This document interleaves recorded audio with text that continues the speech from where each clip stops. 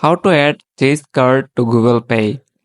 So make sure your Chase card is eligible for Google Pay and your device supports the service.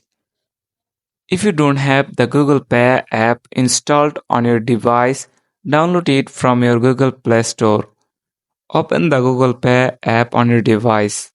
Look for the option to add a card. This is usually prominently displayed on the home screen or in the setting menu. Select the option to add a credit card or debit card. Manually enter your Chase card details, including the card number, expiration rate, CVV code, and any other required information. Google Pay may ask you to verify your identity through a verification code. That's it. Thanks for watching the video.